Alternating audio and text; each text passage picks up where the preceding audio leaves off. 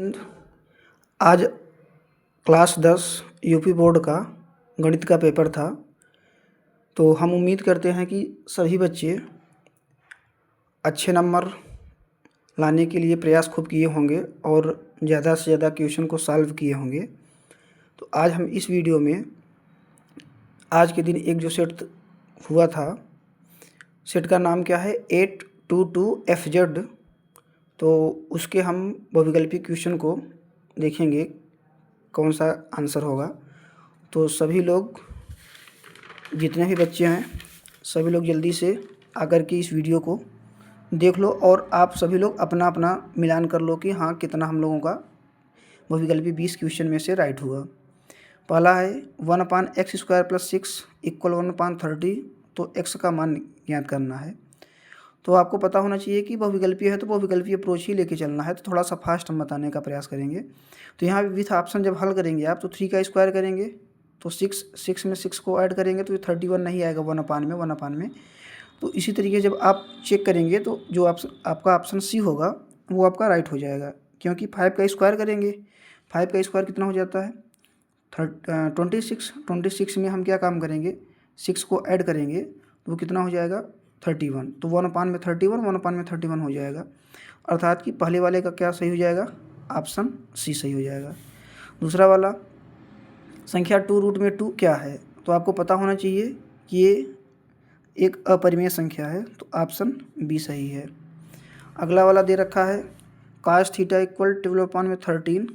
तो काट थीटा का मान पूछ रहा है। तो cos थीटा इक्वल फार्मूला क्या बनता है आपका आधार अपान में कर्ण होता है और काट थीटा बराबर भी आधार तो होता ही है ऊपर, अर्थात कि यहाँ पे यदि 12 है तो 12 वाला ऑप्शन सही होगा। तो एक ही जगह है तो ये डी नंबर का ऑप्शन सही हो जाएगा। अगला देखिए, यदि समीकरण 2x² - 8x + c = 0 के मूल बराबर हैं तो c का मान। तो मूल बराबर होने का प्रतिबंध क्या होता है b² - 4ac = 0। तो जब इसको आप इस तरीके से ax² + bx + c से तुलना करके सॉल्व करेंगे तो इसको जब हल करेंगे तो ये आपका c का जो वैल्यू आएगा वो d आ जाएगा। अगला 5वें नंबर का त्रिभुज ABC तथा DEF दो समरूप त्रिभुज इस प्रकार हैं कि एंगल A = 79 और एंगल E = 56। तो एंगल सी किसके बराबर होगा ये पूछ रहा है। तो इन दोनों को हम ऐड कर लेंगे, क्योंकि ये जो है समरूप त्रिभुज हैं। तो इस तरीके से आप देख ही रख सकते हैं, यहाँ पे बनाया भी गया है, अर्थात कि जो एंगल ए दिया ही गया है, एंगल जो ए होगा वो एंगल डी के बराबर होगा और एंगल जो बी होगा वो ई के बराबर होगा। तो ए दिया ही गया है और जो ई दिया गया है तो उससे हम बी निकाल लेंगे, क्योंकि सेम सेम हो जाएगा। तो ए और बी को ऐड कर लेंगे तो सी को 180 में से इन दोनों को सब्सट्रैक्ट कर देंगे तो सी का वैल्यू आ जाएगा। तो इसका जो आंसर होगा वो 45 हो जाएगा। अगला tan अल्फा = cot अल्फा दे रखा है। तो ये तो आपको पता ही होना चाहिए, या तो ऑप्शन भी रख सकते थे। तो इसका हो जाएगा 45 का, अर्थात कि tan 45 का जो वैल्यू होता है वही cot 45 का होता है। अगला दे रखा है यदि b मीटर भुजा के दो घनों के फलकों को मिलाकर रखा जाए तो बनने वाले ठोस का पृष्ठीय क्षेत्रफल ज्ञात करना था। तो आपको पता होना चाहिए कि जब दो आप घन को रख देंगे एक साथ लगातार तो जो उसका बेस होगा वो डबल हो जाएगा आधार, या आप ये भी मान सकते हैं कि जो लेंथ होगा वो डबल हो जाएगा। तो बी और बी 2 भी हो जाएगा इस तरीके से। तो आप फार्मूला लगा देंगे 2LB BH HL, बाकी जो है तो वृत्त जो होगा वो बी ही रहेगा, क्योंकि बी ही चल रहा है, ये बी जो एक हाइट होता है तो वो भी हाइट भी बी हो जाएगा। तो इस तरीके से जब आप इसको सॉल्व करेंगे तो 10b² आएगा, ये आपका राइट आंसर हो जाएगा। अगला दे रखा है किसी द्विघात समीकरण AT² + BT + C = 0 के लिए निम्नलिखित कथनों में से सही विकल्प का चयन करना है। तो देखिए क्या कर रहा है पहला ऑप्शन, समीकरण के 2 से अधिक वास्तविक मूल होते हैं। अब ध्यान दीजिए, आप बस यही थोड़ा सा अगर ध्यान दे लेंगे ना तो आपका पूरा ये क्वेश्चन सही हो जाएगा। द्विघात समीकरण है तो जितनी घात रहती है उतने ही मूल होते हैं, अर्थात द्विघात समीकरण के 2 ही मूल आएंगे। और यहाँ क्या बता रखा है समीकरण के 2 से अधिक वास्तविक मूल होंगे, ये रॉन्ग हो जाएगा। तो जिस ऑप्शन में 1 दिया है वो तो गलती हो जाएगा। यहाँ भी 1 दिया है, यहाँ भी 1 दिया है और यहाँ भी 1 दिया है। तो इस तरीके से जो आपका ऑप्शन बी होगा वो राइट आंसर हो जाएगा। पूरे को देखने को जरूरत ही नहीं है, क्योंकि एक से ही काम हो गया, 2 से अधिक वास्तविक मूल होंगे ही नहीं। फिर अगला देखिए क्या कर रहा है, बिंदु 4,0 0,4 और 4,4 निम्नलिखित किसके शीर्ष हैं। तो हम क्या काम करेंगे, कोई एक ट्रायंगल बना लेंगे और उसके बाद इसके निर्देशांक क्रमशः रख देंगे। 4,0 दे रखा है, अगला 0,4 और अगला 4,4। अब इनके बीच का डिस्टेंस निकाल लेंगे, इनके बीच का डिस्टेंस निकालेंगे, इनके बीच का डिस्टेंस निकालेंगे, तुरंत जो है तो आपका आंसर आ जाएगा। जैसे 0 में 4 को सब्ट्रैक्ट करके स्क्वायर करेंगे 16 हो जाएगा। इसी तरीके से 4 में से 4 सब्ट्रैक्ट करेंगे 0 हो जाएगा, तो ये 4 ही आएगा। इधर भी जब हम हल करेंगे तो ये भी 4 ही आएगा, लेकिन जब इधर आप हल करेंगे तो 0 और 4 तो 4 आ गया, क्योंकि 16 होगा और इधर भी करेंगे 16 होगा, 16 32 हो जाएगा, जो कितना आ जाएगा 4√2 आ जाएगा। तो ये आपका समबाहु त्रिभुज तो नहीं है, इनमें से कोई नहीं, और भी ऑप्शन है विषमबाहु भी नहीं है। ये आपका जो राइट ऑप्शन बनेगा वो बनेगा समद्विबाहु समकोण त्रिभुज।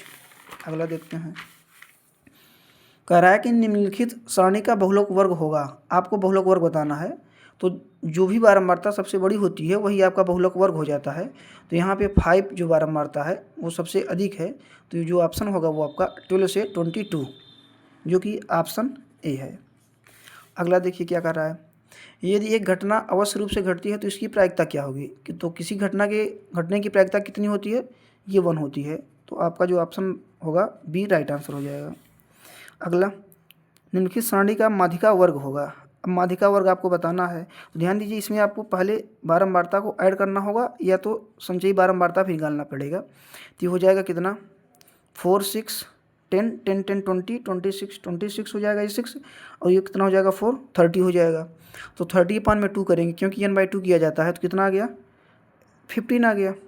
अब जब संचयी बारंबारता आप निकालेंगे तो ये 4 ही रहेगा पहले वाले ऑप्शन में, दूसरे में 6 हो जाता है, ऐड कर लेंगे 10 हो गया, और अगले वाले में 20 आएगा, तो इसी वाले में आएगा, अर्थात कि जो आपका ऑप्शन बनेगा वो कितना बनेगा 12 to 18, ऑप्शन सी। अगला देख लीजिए क्या कह रहा है, दो संख्याओं का योगफल तथा अंतर क्रमशः 10 और 4 है तो संख्याएं होंगी। ये भी आप ऑप्शन से कर सकते थे, 6 4 ऐड करने पे तो 10 आ जाएगा, लेकिन सब्सट्रैक्ट करने पर नहीं आएगा। यहाँ पे ये भी नहीं आएगा, ये भी नहीं आएगा, जो आपका ऑप्शन बी बनेगा। देखिए 7 और 3 10 हो गया, और उसके बाद 7 में से 3 को सब्सट्रैक्ट करेंगे 4 आ जाएगा। अगला देखिए, संख्या 1000 के अभाज्य गुणनखंड होंगे। तो ये जब आप इसको सॉल्व करेंगे तो ये आपका ये आंसर जो बनेगा वो बन जाएगा डी, क्योंकि 5 2 जा 10 कर देंगे, 10 का क्यूब ही है ये। तो जो ऑप्शन बनेगा वो कौन सा बन जाएगा, वो डी आपका ऑप्शन राइट हो जाएगा।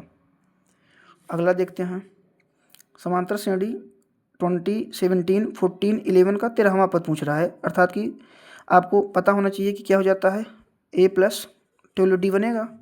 a की वैल्यू 20 है, d की वैल्यू 17 - 20 करेंगे तो -3 आ जाएगा, जो d का मान आएगा वो -3 आ जाएगा। तो एक जगह पे 20 रखेंगे, माइनस हो जाएगा 12 × 3, 12 3 जा 20, हाँ 26 हो जाएगा, तो ये -6 आपका ऑप्शन राइट हो जाएगा। अगला देखिए, 21 सेंटीमीटर त्रिज्या वाले एक वृत्त एक चाप जो बता रहा है 30 अंश का कोण अंतरित करता है, चाप की लंबाई क्या होगी। अब आपको पता होना चाहिए कि क्या सूत्र फार्मूला बनता है, θ/में 360 × 2πr। इस तरीके से जब इसको सॉल्व करेंगे तो जो आपका ऑप्शन आएगा वो 11 आ जाएगा। अगला देखिए क्या कर रहा है, यदि cot θ = b/a, तो आपको बताना क्या था, b sin a - a cos θ में b sin θ + a cos θ का मान बताना था। तो आप चाहे तो ट्रायंगल बना के हल कर सकते थे, या तो आपको बस इतने ध्यान रखना था कि यहाँ पे cot इक्वल क्या बनता है, cos में साइन, cos में साइन हो जाएगा।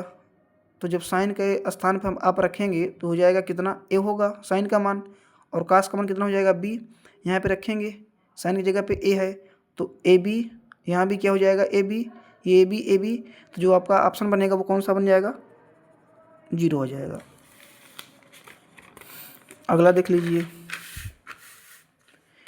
हाँ sec a + tan a 1 - sin a का मान ज्ञात करना है।